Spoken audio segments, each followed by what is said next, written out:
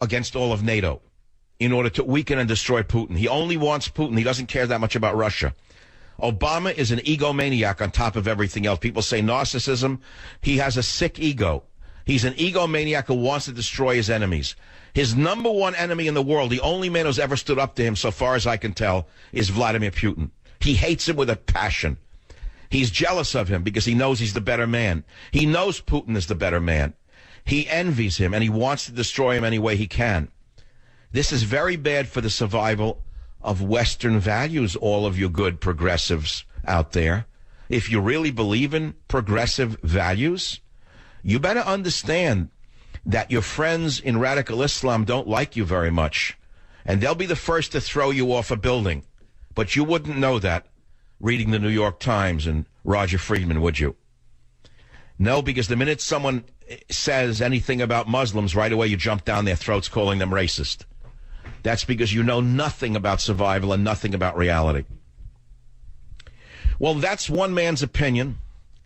I wouldn't say we're on the verge of World War III, but we're on the verge of something. We just thought we were going to cruise into Thanksgiving.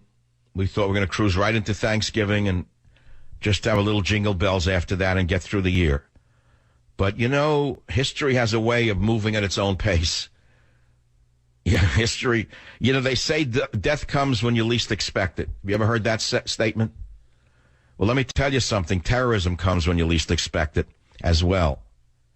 Terrorism doesn't wait for the honeysuckle turkey. Terrorism doesn't respect the myth of the Pilgrims and the Indians. Well, some myth that is anyway. Let's not go there. The happy Pilgrims who robbed the land from the Indians. Let's not go there for the minute. Let's have a happy fantasy with the turkeys and the Indians. Miles Standish and whatever, Pocahontas, whatever you want to do. U.S.-backed rebels down Russian helicopter. Anti-tank gun was American. Kills Russian Marine. Jet pilots machine gunned to death as they descended with parachutes. Do you know that if you look back even to Vietnam, if our pilots were coming down in a parachute, the North Vietnamese, the NVA didn't shoot up pilots. They captured them. They put them into the Hanoi Hilton after giving them a terrible beating. That's what happened to McCain. Even the NVA didn't kill pilots. The last I saw this going on was when the Nazis shot Allied pilots as they were parachuting down into Europe. So now the Islamo-Nazis, the Islamo-fascists, it doesn't matter what you call them, it's fascism with a religious bow tie around it, are shooting down pilots in the air with machine guns. And you cheered, and the band played on. Join the Savage Nation. Call now, 855-400-SAVAGE, 855-400-7282. Savage. Hey, our Savage Nation is sponsored by SwissAmerica.com, the only company I trust for wealth insurance, gold and silver. Call 800-BUICO. You know, on an unrelated but somewhat related note, I watched something today that finally had me understand what a true Christian is. I never really understood it. To me, I didn't really understand that religion that clearly. You know, the turn the other cheek part, because I'm an Old Testament type. I'm a kind of eye for an eye type of personality, and I'd rather poke their eye out before they poke my eye out. Let me put it to you that way. That's the way I am. I found that if you let the other guy poke your eye out first, he'll take your other eye out and you won't be able to get even. You wind up like Samson being poked by the midgets with the hot irons. I watched a pastor whose wife was kidnapped and raped.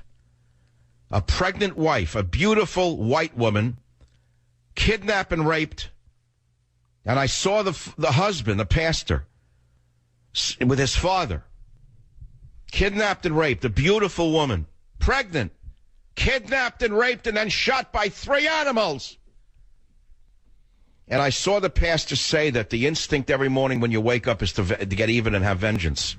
And he said, I have to fight that, and I have to seek forgiveness.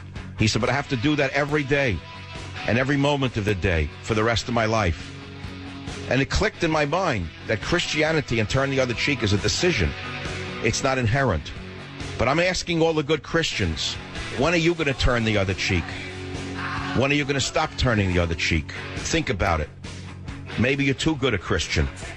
Join the Savage Nation. Call now, 855-400-SAVAGE, 855-400-7282.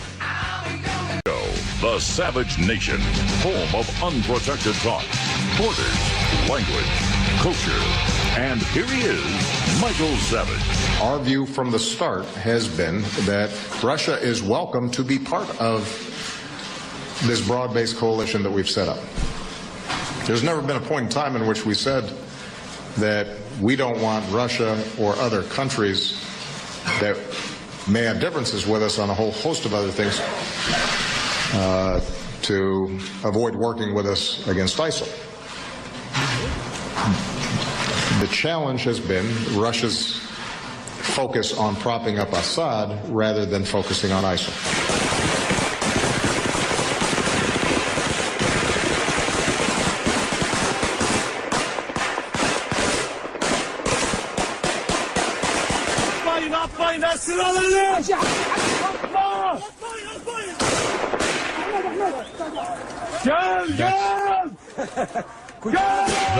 Those are the sounds from the battlefield of Obama's allies, the moderate rebels, shooting at the Russian pilots with machine guns as they were parachuting to Earth. Shouting, by the way, Allah Akbar, as they shot them as they were descending to the ground.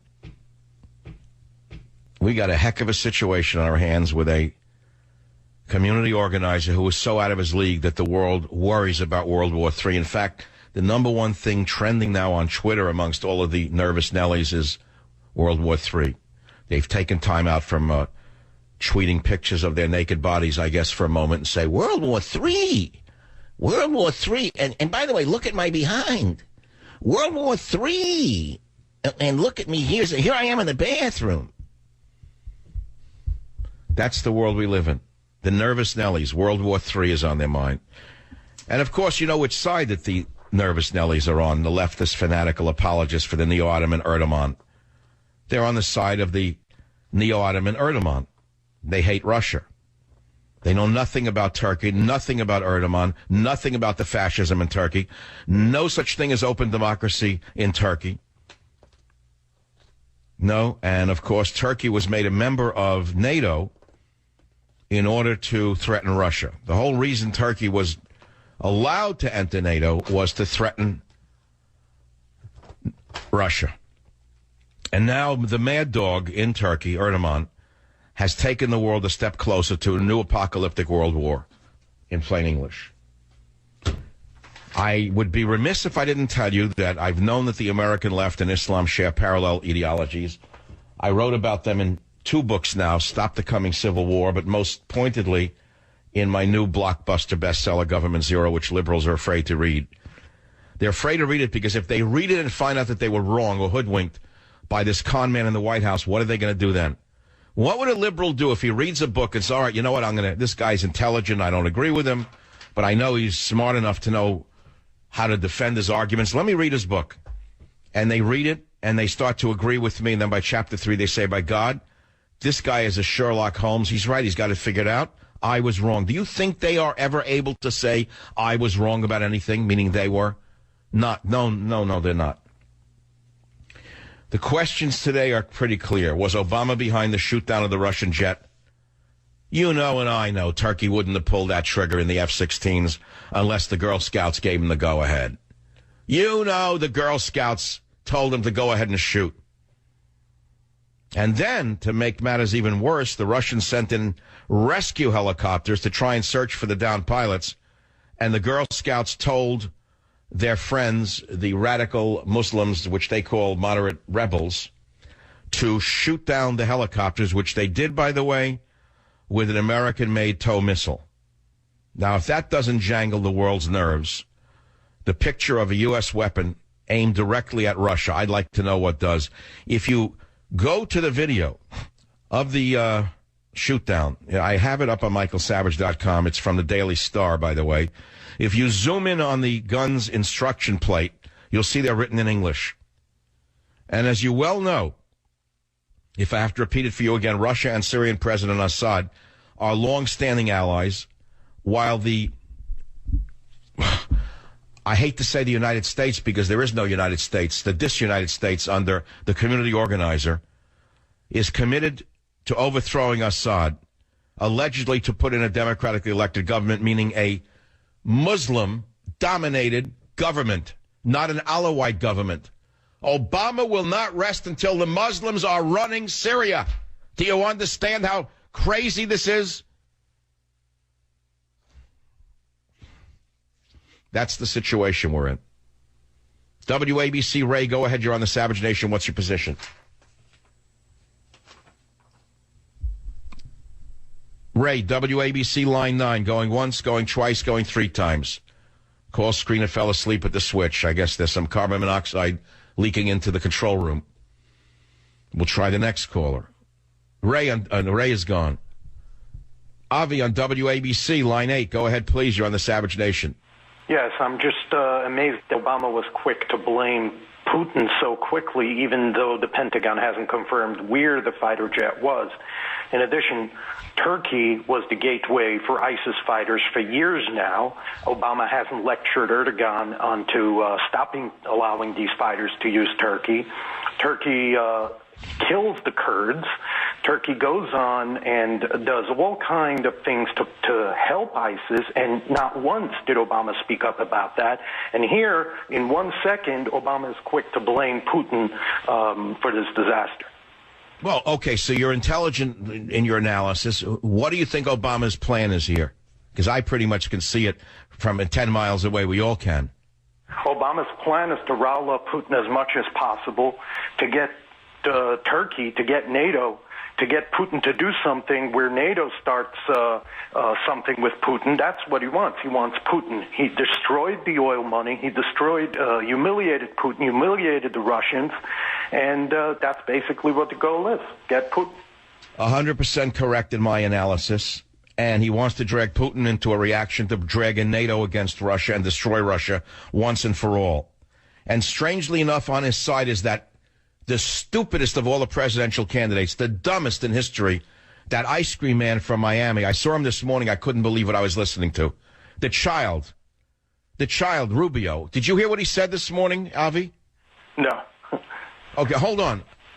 Robert, do we have the moron Rubio, the stupidest man in history, and what he said this morning? Play it for the audience to hear. My sense is that if, in fact, we were true to our word on and showed that we were going to be supportive of Turkey in this engagement, my sense is that the Russians would not test it. They do not have the capabilities in the region to confront the NATO alliance, particularly the United States or even the Turks for this matter. And so I don't think Russia, at the end of the day, although Vladimir Putin is a gangster and a criminal, he is also a geopolitical actor who makes decisions on a cost-benefit analysis. And he'll have to do something to save face. But ultimately, he is not going to test the alliance if he believes the alliance is going to stand up to him, because he'll lose in that confrontation, and that would be an even bigger setback for him. So the moron that they found in a gutter of Miami a long time ago, this idiot, Rubio, a stooge of 2 very powerful people, as you know, a powerful Republican, a powerful Democrat. They want him because he'll open the borders for cheap labor. This stooge is reveling on war with Russia. This should put an X through this idiot. Avi, let's go back to this issue of Erdogan and Turkey. Do you know anything about life in Turkey right now under Erdogan? Yes. More journalists have been jailed there than pretty much almost any country. That's what's going on under Erdogan. Heavily serious aggressive to any protesting. They will beat, shoot with real bullets anyone trying to protest. He wants to make the country more Islamic. He has already.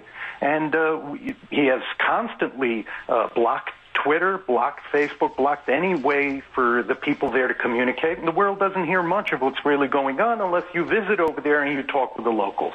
And I've been there. It's interesting that Obama is so concerned about democracy in Ukraine and democracy in Crimea, but doesn't seem to care about democracy in Erdogan's Turkey. And we all know that Erdogan is a neo-Ottoman.